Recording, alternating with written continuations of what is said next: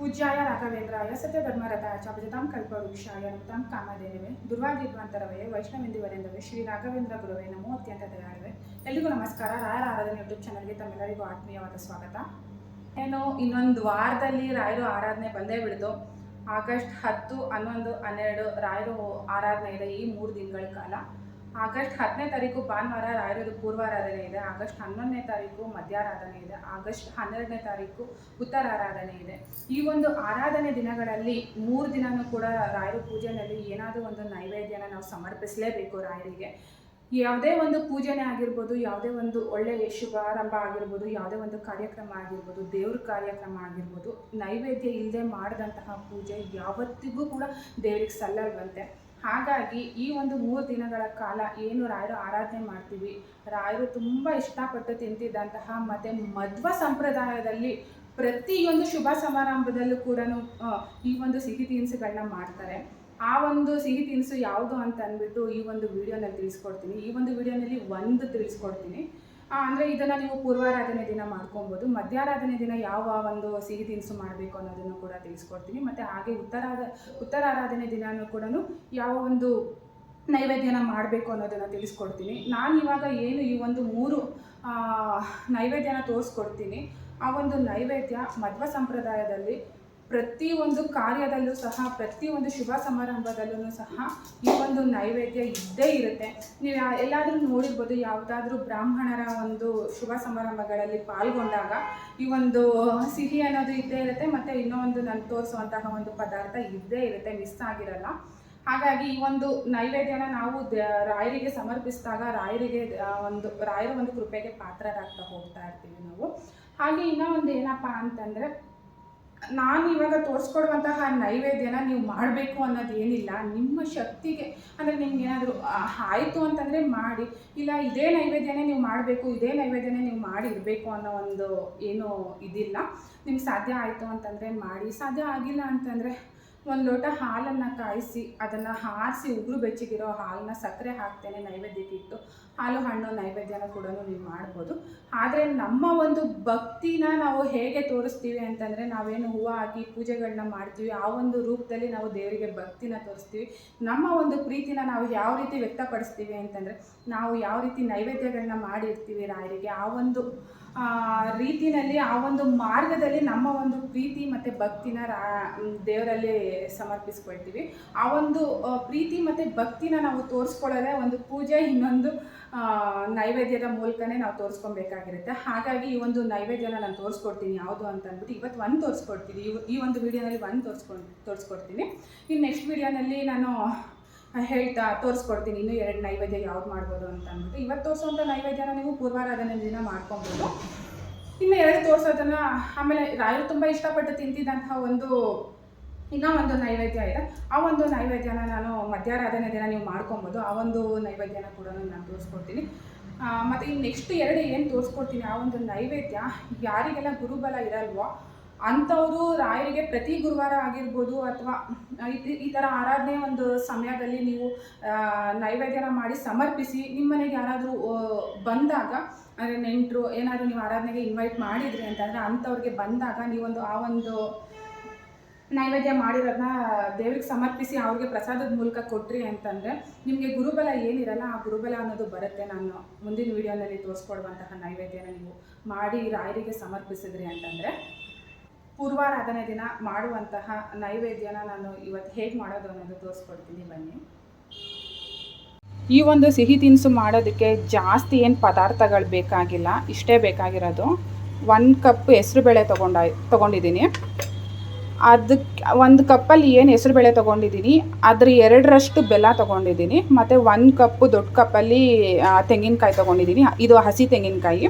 ಮತ್ತು ಒಂದು ಸ್ವಲ್ಪ ಕೊಬ್ಬರಿ ತುರಿ ತೊಗೊಂಡಿದ್ದೀನಿ, ಸ್ವಲ್ಪ ತುಪ್ಪ ತೊಗೊಂಡಿದ್ದೀನಿ. ಇಲ್ಲಿ ಒಂದು 4-5 ಲವಂಗ ತೊಗೊಂಡಿದ್ದೀನಿ, ಸ್ವಲ್ಪ ಉಪ್ಪು ತೊಗೊಂಡಿದ್ದೀನಿ, ಮತ್ತು ಏಲಕ್ಕಿ ಪೌಡರ್ ತೊಗೊಂಡಿದ್ದೀನಿ. ಈ ಸ್ವಲ್ಪ ಉಪ್ಪು ಏನಕ್ಕೆ ತೊಗೊಂಡಿದ್ದೀನಿ ಅಂತಂದರೆ, ಯಾವುದೇ ಒಂದು ಸಿಹಿ ಪದಾರ್ಥನ ನಾವು ಮಾಡಿದಾಗ 1 ಚಿಟಿಕೆ ಅಷ್ಟು ಉಪ್ಪನ್ನು ಹಾಕಿದಾಗ ಅದ್ರ ಟೇಸ್ಟ್ ತುಂಬಾ ಜಾಸ್ತಿ ಆಗುತ್ತೆ. ಸೊ ಹಾಗಾಗಿ ಈ ಒಂದು ಐಟಮ್ ಮಾಡಬೇಕಾದ್ರೂ ಸಹ ಒಂದು ಸ್ವಲ್ಪ ಉಪ್ಪು ಹಾಕ್ತಾರೆ. ಸೊ ಇದಕ್ಕೋಸ್ಕರ ಒಂದು ಸ್ವಲ್ಪ ಉಪ್ಪನ್ನು ತೊಗೊಂಡಿದ್ದೀನಿ. ಮತ್ತು ಸ್ವಲ್ಪ ದ್ರಾಕ್ಷಿ ತೊಗೊಂಡಿದ್ದೀನಿ, ಸ್ವಲ್ಪ ಗೋಡಂಬಿ ತೊಗೊಂಡಿದ್ದೀನಿ. ಬನ್ನಿ ನೆಕ್ಸ್ಟ್ ಹೇಗೆ ಮಾಡೋದು ಅನ್ನೋದನ್ನು ತೋರಿಸ್ಕೊಡ್ತೀನಿ.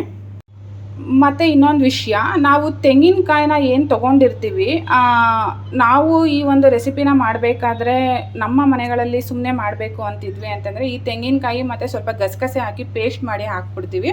ಆದರೆ ಅದು ಹಾಗೆ ಹಾಕ್ಬಾರ್ದು. ಈ ಒಂದು ತೆಂಗಿನಕಾಯಿ ಮತ್ತು ಈ ಒಂದು ತೆಂಗಿನಕಾಯಿನ ಸ್ವಲ್ಪ ಮಿಕ್ಸ್ ಮಾಡಿ ಇದರಲ್ಲಿ ಬರುವಂತಹ ಹಾಲನ್ನು ನಾವು ಈ ಒಂದು ಸಿಹಿ ಪದಾರ್ಥಕ್ಕೆ ಯೂಸ್ ಮಾಡಬೇಕಾಗಿರುತ್ತೆ. ಗ್ಯಾಸ್ ಮೇಲೆ ಒಂದು ಪ್ಯಾನ್ ಇಟ್ಬಿಟ್ಟು ಏನು ಹೆಸರುಬೇಳೆ ತೊಗೊಂಡಿರ್ತೀನಿ ಈ ಹೆಸರುಬೇಳೆನ ಸ್ವಲ್ಪ ಹುರ್ಕೊಬೇಕು.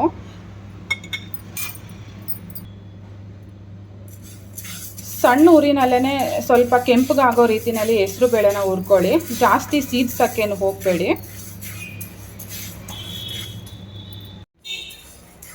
ಲೈಟಾಗಿ ಈ ರೀತಿ ಹೆಸರುಬೇಳೆ ಒಂದು ಸ್ವಲ್ಪ ಕಂದು ಬಣ್ಣಕ್ಕೆ ಬಂದರೆ ಸಾಕು. ನಂತರ ಇದನ್ನು ಫ್ಲೇಮ್ ಆಫ್ ಮಾಡಿ ಈ ಹೆಸರುಬೇಳೆನ ತೊಳ್ಕೊಂಡು ಒಂದು ವಿಜಿಲ್ ಕೂಗಿಸ್ಕೊಳ್ಳಿ. ಒಂದೇ ವಿಜಿಲ್ ಸಾಕು. ಇದನ್ನು ನೀವು ಪಾತ್ರೆಯಲ್ಲಿ ಕೂಡ ಬೇಯಿಸ್ಕೊಬೋದು, ಬಟ್ ಜಾಸ್ತಿ ಟೈಮ್ ಹಿಡಿಯುತ್ತೆ. ಜಾಸ್ತಿ ಬೇಳೆ ಮಸಿಯೋ ಥರ ಏನು ಮಾಡ್ಕೊಬೇಡಿ. ಜಸ್ಟ್ ಬೇಳೆ ಸಿಗಬೇಕು ಆ ರೀತಿ ಒಂದು ವಿಜಿಲ್ ಮಾತ್ರ ಕೂಗಿಸ್ಕೊಳ್ಳಿ ಅಷ್ಟೇ. ಈ ಹೆಸರುಬೇಳೆನ ತೊಳೆದು ಹೆಸರುಬೇಳೆ ವಾಶ್ ಮಾಡಿ ಆದಮೇಲೆ ಸ್ವಲ್ಪ ನೀರು ಹಾಕಿ ಒಂದು ವಿಜಿಲ್ ಬರ್ಸ್ಕೊಳ್ಳಿ. ಆ ಒಂದು ವಿಷಲ್ ಬರೋ ಅಷ್ಟರಲ್ಲಿ ಈ ಒಂದು ತೆಂಗಿನಕಾಯಿ ಏನು ತೊಗೊಂಡಿರ್ತೀವಿ ಇದರಲ್ಲಿ ಹಾಲನ್ನ ರೆಡಿ ಮಾಡ್ಕೊಳ್ಳೋಣ. ಮಿಕ್ಸಿಗೆ ಹಾಕ್ಕೊಂಡು ಒಂದು ಸ್ವಲ್ಪ ತೆಂಗಿನಕಾಯಿ ಏನು ತೊಗೊಂಡಿದ್ದೆ 1 ಕಪ್ಪು, ಆ ಒಂದು ಕಪ್ಪು ತೆಂಗಿನಕಾಯಿ ತೊಗೊಂಡು ಸ್ವಲ್ಪ ನೀರು ಹಾಕ್ಕೊಂಡು ಇದರಲ್ಲಿ ಹಾಲನ್ನ ರೆಡಿ ಮಾಡ್ಕೊಳ್ಳೋಣ. ಅಷ್ಟರಲ್ಲಿ 1 ಕಪ್ ತೆಂಗಿನ ಹಾಲು ರೆಡಿ ಆಯಿತು. ಜಾಸ್ತಿ ನೀರು ಹಾಕ್ಕೊಳ್ದೇ ಬರೀ ತೆಂಗಿನ ಹಾಲನ್ನೇ ತೊಗೊಂಡಿದ್ದೀನಿ ನಾನು, ಜಾಸ್ತಿ ನೀರು ಯೂಸ್ ಮಾಡ್ದಿರಾ. ಇದಾದ ನಂತರ ಒಂದು ವಿಜಿಲ್ ಆಗಿದೆ. ಸೊ ನೆಕ್ಸ್ಟು ಏನು ಬೆಲ್ಲ ಇದೆ, ಈ ಬೆಲ್ಲದಲ್ಲಿ ಸ್ವಲ್ಪ ಏನಾದರೂ ಗಲೀಜಿರುತ್ತೆ ಅಲ್ವಾ, ಮಿಕ್ಸ್ ಆಗಿರುವಂಥದ್ದು. ಅದಕ್ಕೆ ಇದನ್ನು ಸ್ವಲ್ಪ ಬಿಸಿ ಮಾಡಿಕೊಂಡು ಸ್ವಲ್ಪ ನೀರು ಹಾಕಿ ಬಿಸಿ ಮಾಡಿಕೊಂಡು ಶೋಧಿಸ್ಕೊಬೇಕು. ಈ ರೀತಿ ಬೆಲ್ಲಕ್ಕೆ ಸ್ವಲ್ಪನೇ ನೀರು ಹಾಕಿ ಬೆಲ್ಲ ಕರಗೋವರೆಗೂ ಇದು ಮಾಡ್ಕೊಳ್ಳಿ. ಯಾಕಂದರೆ ಶೋಧಿಸ್ಕೊಂಡಾಗ ಅದರಲ್ಲಿರೋವಂಥ ಗಲೀಜೆಲ್ಲ ಸೈಡಿಗೆ ಬರುತ್ತೆ. ಸೊ ಆಮೇಲೆ ಇದು ಬೆಲ್ಲದ ನೀರನ್ನ ನಾವು ಇದಕ್ಕೆ ಯೂಸ್ ಮಾಡ್ಕೊಬೋದು. ಬೆಲ್ಲ ಕರಗಿದ್ದಾಗಿದೆ. ಅದಾದ ನಂತರ ಕಾಫಿ ಸ್ಟ್ರೈನರ್ನಿಂದ ಈ ರೀತಿ ಶೋಧಿಸ್ಕೊಳ್ಳಿ.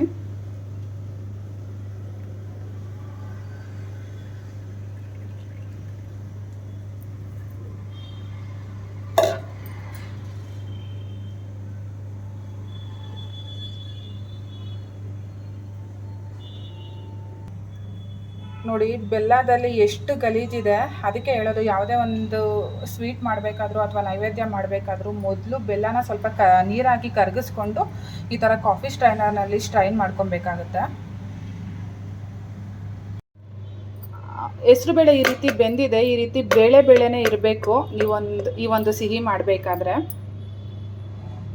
ಇದಾದ ನಂತರ ಮತ್ತೆ ಪ್ಯಾನ್ ಇಟ್ಟು ಗ್ಯಾಸ್ ಆನ್ ಮಾಡ್ಕೊಳ್ಳಿ. 1-2 ಸ್ಪೂನ್ ತುಪ್ಪ ಹಾಕಿ ದ್ರಾಕ್ಷಿ ಗೋಡಂಬಿನ ಫ್ರೈ ಮಾಡ್ಕೊಳ್ಳಿ.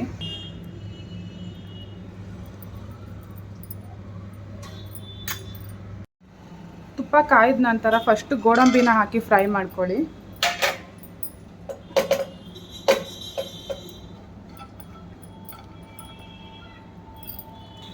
ಗೋಡಂಬಿ ತುಪ್ಪದಲ್ಲಿ ಫ್ರೈ ಆದ ನಂತರ ದ್ರಾಕ್ಷಿ ಹಾಕೊಳ್ಳಿ. ದ್ರಾಕ್ಷಿನ ಫ್ರೈ ಮಾಡ್ಕೊಳ್ಳಿ ಹೀಗೆ ತುಪ್ಪದಲ್ಲಿ.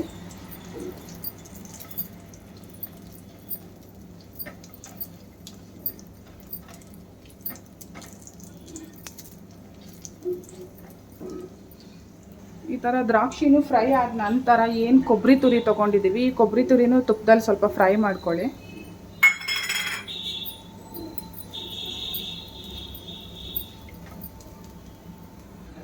ಈ ರೀತಿ ಕೊಬ್ಬರಿ ಎಲ್ಲ ಫ್ರೈ ಆದ ನಂತರ ಏನು ತೆಂಗಿನಕಾಯಿ ಹಾಲು ರೆಡಿ ಮಾಡಿ ಇಟ್ಕೊಂಡಿರ್ತೀವಿ ಅದನ್ನು ಇದಕ್ಕೆ ಹಾಕ್ಕೊಳ್ಳಿ.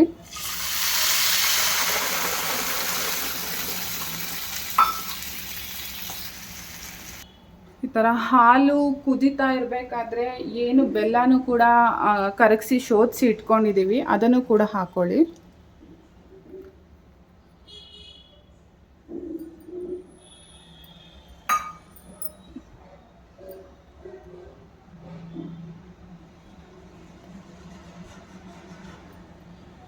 ಹೀಗೆ ಒಂದು ಕುದಿ ಬರೋವರೆಗೂ ಮಿಕ್ಸ್ ಮಾಡ್ಕೊಳ್ಳಿ. ಒಂದು ಕುದಿ ಬಂದಾದ ನಂತರ ನೀವೇನು ಹೆಸರುಬೇಳೆ ಬೇಯಿಸಿ ಇಟ್ಕೊಂಡಿರ್ತೀರ ಅದನ್ನು ಹಾಕ್ಕೊಳ್ಳೋಣ.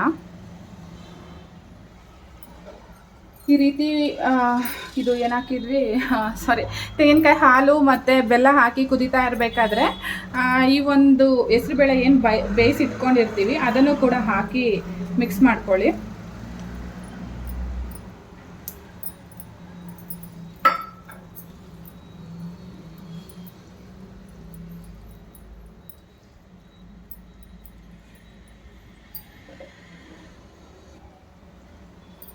ಈ ರೀತಿ ಮಿಕ್ಸ್ ಮಾಡ್ಕೊಂಡಿದ್ದ ನಂತರ ಏನು ಏಲಕ್ಕಿ ಪುಡಿ ಮತ್ತು ಒಂದು ಚಿಟಿಕೆ ಉಪ್ಪು ಮತ್ತು ಒಂದು 4-5 ಲವಂಗ ತೊಗೊಂಡಿದ್ವಿ, ಅದನ್ನೆಲ್ಲನೂ ಒಟ್ಟಿಗೆ ಹಾಕೊಂಬಿಡಿ. ಫ್ಲೇಮ್ ಆಲ್ಮೋಸ್ಟ್ ಸಣ್ಣದ್ರಲ್ಲೇ ಇಟ್ಕೊಳ್ಳಿ, ಕಮ್ಮಿ ಫ್ಲೇಮ್ನಲ್ಲಿ. ಯಾಕಂತಂದರೆ ಹೆಸ್ರುಬೇಳೆ ತಳ ಹಿಡಿಯೋವಂಥ ಚಾನ್ಸಸ್ ತುಂಬಾ ಇರುತ್ತೆ ಅಲ್ವಾ. ಸೊ ಹಾಗಾಗಿ ಒಂದು ಸ್ವಲ್ಪ ಸಣ್ಣ ಉರಿನಲ್ಲೇ ಸ್ವಲ್ಪ ಮಿಕ್ಸ್ ಮಾಡ್ಕೊಳ್ತಾ ಇರಿ, ಇದೊಂಚೂರು ಗಟ್ಟಿ ಬರೋವರೆಗೂ. ಬೇಕಿದ್ರೆ ನೀವು ಈ ಒಂದು ಟೈಮ್ನಲ್ಲಿ ಇನ್ನೂ ಒಂದು ಸ್ವಲ್ಪ ತುಪ್ಪನೂ ಆ್ಯಡ್ ಮಾಡ್ಕೊಬೋದು, ಬಟ್ ನನಗೆ ಸಾಕು ಅನಿಸ್ತು. ಸೊ ಇದರಿಂದ ತುಪ್ಪ ನಾನು ಆ್ಯಡ್ ಮಾಡಿಲ್ಲ. ಲಾಸ್ಟಲ್ಲಿ ನೈವೇದ್ಯಕ್ಕೆ ಇಡಬೇಕಾದ್ರೆ 1 ಸ್ಪೂನ್ ತುಪ್ಪನ ಆ್ಯಡ್ ಮಾಡಿ ಇಡ್ತೀನಿ ನಾನು. ಈ ರೀತಿ ಮಿಕ್ಸ್ ಮಾಡ್ಕೊತಾನೆ ಇರಿ, ತಳ ಹಿಡಿದ್ಬಿಡುತ್ತೆ.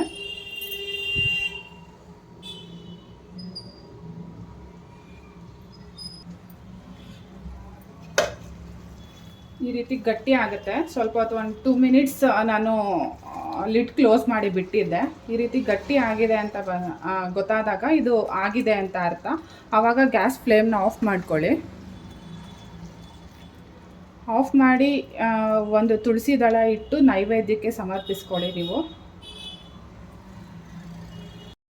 ಇದಾದ ನಂತರ ನೀವು ಏನು ರೆಡಿ ಮಾಡ್ಕೊಂಡಿರ್ತೀರ ಅದು ಒಂದು ನಿಮ್ಮಲ್ಲಿ ಯಾವುದಿದೆ, ಬೆಳ್ಳಿ ಪಾತ್ರೆನೇ ಅಂತ ಏನಿಲ್ಲ, ಹಿತ್ತಾಳೆ ಆಗಿರ್ಬೋದು, ತಾಮ್ರ ಆಗಿರ್ಬೋದು, ಯಾವುದಿದೆ ಆ ಒಂದು ಬೌಲಿಗೆ ಹಾಕಿ ನೈವೇದ್ಯನ ಸಮರ್ಪಣೆ ಮಾಡ್ಕೊಳ್ಳಿ.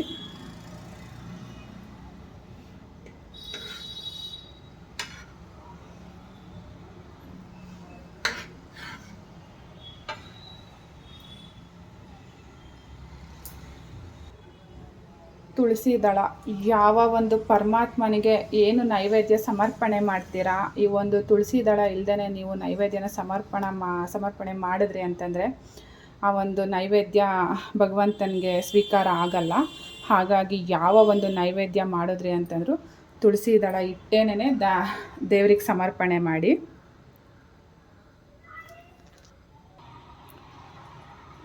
ನೋಡ್ತಾ ಇದ್ದೀರಲ್ಲ ಹೇಗೆ ಬಂದಿದೆ ಅಂತ ಅಂದ್ಬಿಟ್ಟು. ನೀವು ಕೂಡ ಅಷ್ಟೇನೆ ರಾಯರ ಆರಾಧನೆ 3 ದಿನದಲ್ಲಿ ಯಾವ ದಿನ ಅನುಕೂಲ ಆಗುತ್ತೋ ಆ ದಿನ ಮಾಡಿ. ನನಗನ್ಸೋ ಪ್ರಕಾರ ಇದು ಪೂರ್ವಾರಾಧನೆ ದಿನ ಮಾಡಿದ್ರಿ ಅಂತಂದರೆ ಒಳ್ಳೆಯದು. ಮಧ್ಯಾರಾಧನೆಗೆ ರಾಯರು ತುಂಬ ಇಷ್ಟಪಟ್ಟು ತಿಂತಿದ್ದಂತಹ ನೈವೇದ್ಯ ತೋರಿಸ್ತೀನಿ ನಾನು.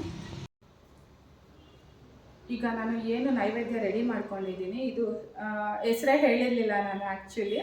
ಇದು ಬಂದು ಹೆಸರುಬೇಳೆ ಪಾಯಸನೇ.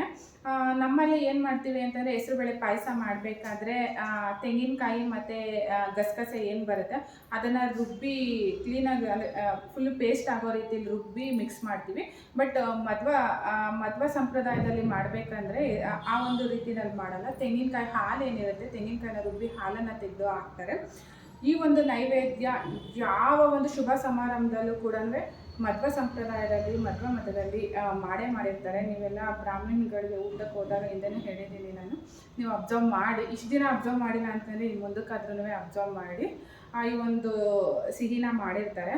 ಇವಾಗ ರಾಯರು ಕೂಡ ಮಧ್ವ ಪರಂಪರೆಯಲ್ಲಿ ಇದಾಗಿರೋದ್ರಿಂದ ಸೊ ಇದಕ್ಕೋಸ್ಕರ ಈ ಒಂದು ರೆಸಿಪಿನ ನಾನು ತೋರಿಸ್ಕೊಟ್ಟೆ. ನಿಮ್ಗೆ ಸಾಧ್ಯ ಆಯಿತು ಅಂತಂದರೆ ಆರಾಧನೆ ಸಮಯದಲ್ಲಿ ಮಾಡಿ ರಾಯರಿಗೆ ನೈವೇದ್ಯನ ಸಮರ್ಪಿಸುವಂಥ ಒಂದು ಪ್ರಯತ್ನ ಪಡಿ.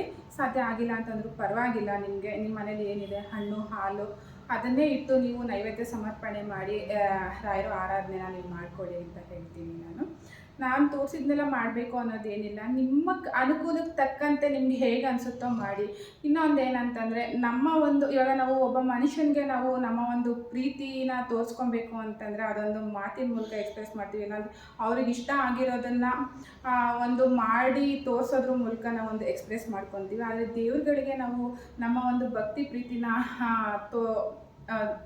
ಅಂದರೆ ಎಕ್ಸ್ಪ್ರೆಸ್ ಮಾಡಬೇಕು ಅಂತಂದರೆ ಈ ಒಂದು ಇದ್ರ ಮೂಲಕನೇ ಹೋಗಬೇಕಾಗುತ್ತೆ. ಪೂಜೆನ ನಾವು ಹಿಂದೆ ಹೇಳಿದಾಗ್ಲೂ ಕೂಡ ಒಂದು ಹೂವು ಹಾಕಿ ಅಲಂಕಾರ ಮಾಡಿ ಆ ಒಂದು ಇದರಲ್ಲಿ ಭಕ್ತಿನ ತೋರಿಸ್ತೀವಿ ಪೂಜೆ ಮಾಡೋದ್ರಲ್ಲಿ. ನೈವೇದ್ಯದ ಮೂಲಕ ನಮ್ಮ ಪ್ರೀತಿನ ನಾವು ತೋರಿಸ್ಕೊಬೋದು ದೇವರಿಗೆ ಅಂತ ಹೇಳ್ತಾ ಇವತ್ತಿನ ವಿಡಿಯೋನ ನಾನು ಮುಗಿಸ್ತಾ ಇದ್ದೀನಿ. ಹಾಗೆ ಈ ವಿಡಿಯೋ ಏನಾದರೂ ನಿಮ್ಗೆ ಇಷ್ಟ ಆಗಿತ್ತು ಅಂತಂದರೆ ದಯವಿಟ್ಟು ಲೈಕ್ ಮಾಡಿ, ಶೇರ್ ಮಾಡಿ, ಸಬ್ಸ್ಕ್ರೈಬ್ ಆಗಿ ನನ್ನ ಚಾನಲ್ಗೆ. ಹಾಗೆ ನಿಮ್ಮ ಅನಿಸಿಕೆ ಅಭಿಪ್ರಾಯಗಳನ್ನ ದಯವಿಟ್ಟು ಕಮೆಂಟ್ ಮೂಲಕ ತಿಳಿಸ್ಕೊಡಿ. ರಾಯರಿದ್ದಾರೆ, ರಾಯರು ಎಲ್ರಿಗೂ ಒಳ್ಳೇದು ಮಾಡಲಿ. ಧನ್ಯವಾದಗಳು.